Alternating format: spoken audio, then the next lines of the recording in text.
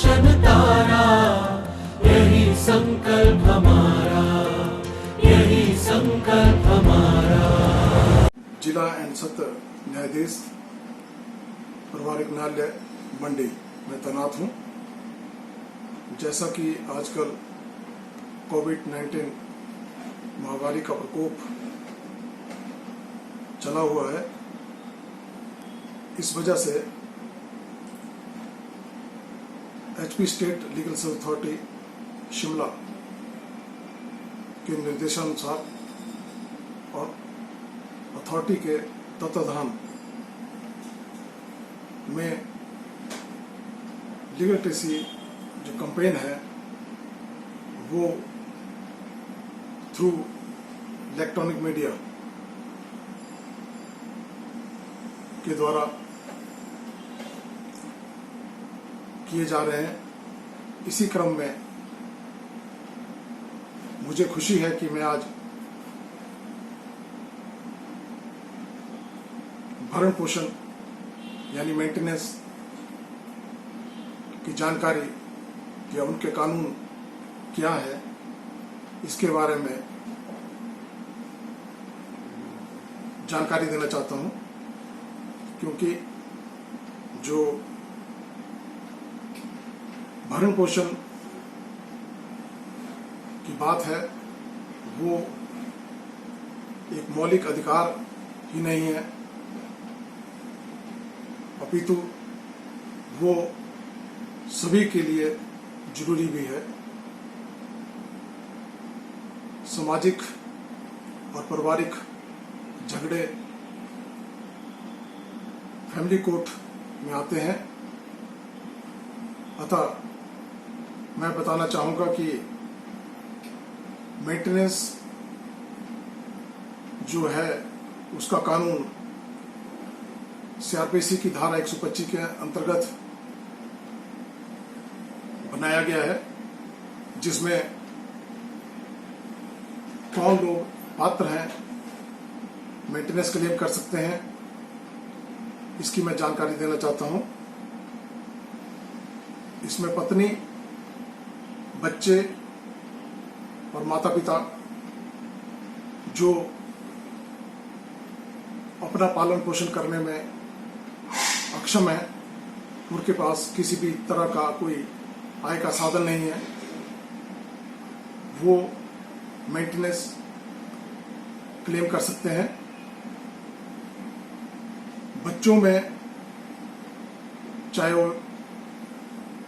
बेटा हो, बेटी हो, जायज हो नाजायज हो, दोनों का अधिकार है कि वो मेंटेनेंस अपने पेरेंट्स से क्लेम कर सकें। पत्नी भी अपने पति से क्लेम मेंटेनेंस कर सकती है, परंतु पत्नी लीगली वेडेड वाइफ होनी चाहिए, और जो बेटा है वो 18 साल तक की आयु में मेंटेनेंस क्लेम कर सकता है।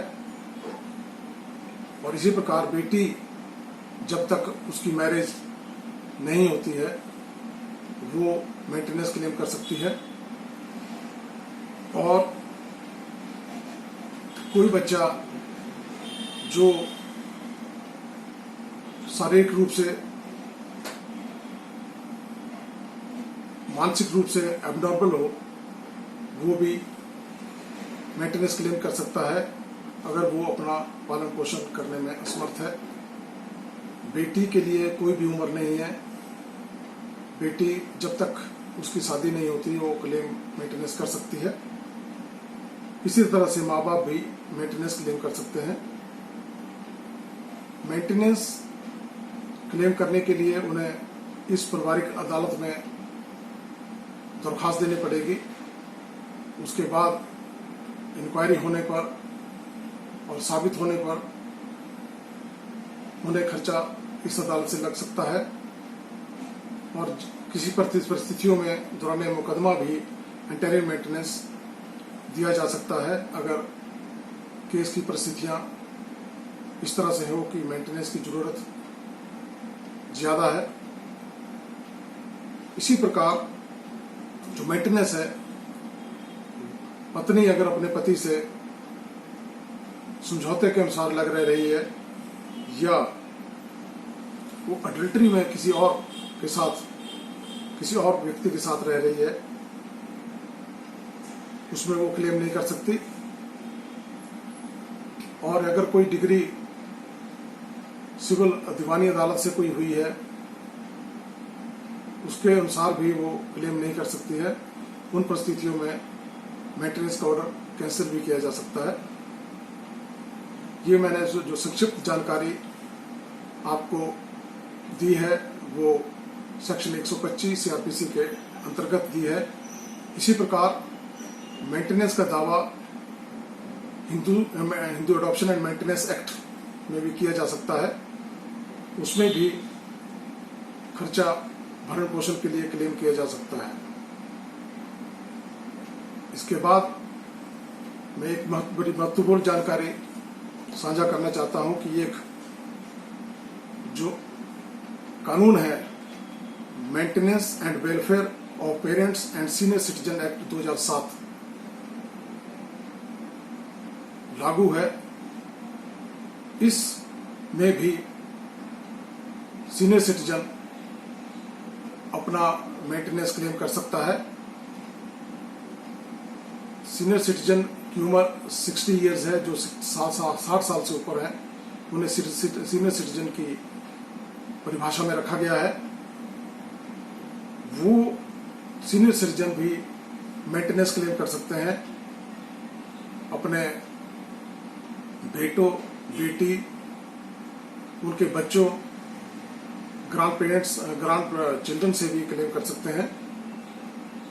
और ऐसा सिटीजन जो कोई चाइल्डलेस है, उनके पास आय का कोई भी साधन उनकी प्रॉपर्टी से नहीं है, वो भी क्लेम कर सकते हैं।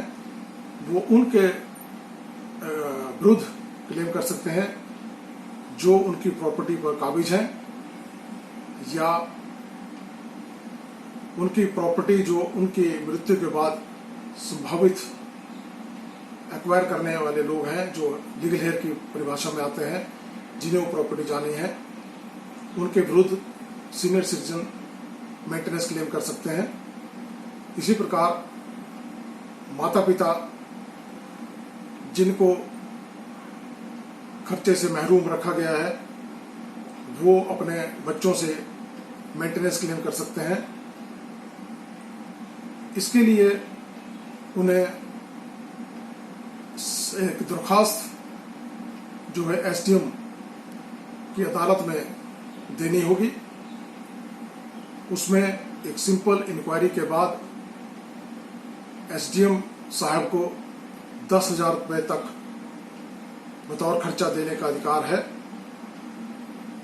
उस इंक्वायरी को 3 महीने में संपन्न करना पड़ता है और इंक्वायरी कंक्लूड 3 महीने के दौरान करनी होगी। एसडीएम साहब 1 महीना और इस इंक्वायरी को बढ़ा सकते हैं, यानी कुल मिलाकर 4 महीने के अंदर मेंटेनेंस की एप्लीकेशन डिसाइड करनी होती है। और जो खर्चा लगता है, अगर जिनके खिलाफ जो खर्चा देने का हुक्म होता है वो नहीं देते, तो उनके खिलाफ सख्त कानूनी कार्रवाई का इसमें प्रावधान है। और जिस तरह से जो परिवार है, ज्यादातर देखा गया है कि बुजुर्ग माँ बाप सारी जिंदगी अपने बच्चों को पढ़ाते हैं, लिखाते हैं, उन्हें इस काबिल बनाते हैं कि वो अपने पैरों पर खड़े हों, परंतु वो उसके बाद अपने माता पिता को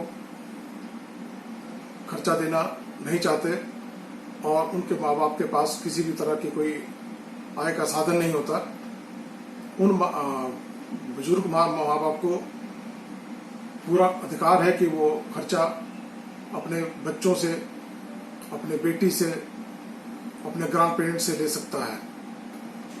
ये जानकारी जो मैंने संक्षिप्त रूप से आज देने की कोशिश की है, मुझे पूर्ण आशा है कि जो कोई भी व्यक्ति इस जानकारी को प्राप्त करे या करता है, वो मैं निवेदन करूंगा कि वो व्यक्ति उन व्यक्तियों तक इस जानकारी को पहुंचाए ताकि वो इस कानूनी प्रावधान का फायदा उठा पाए और अपनी जिंदगी को बेहतर तरीके से जी पाए। धन्यवाद। जय हिंद।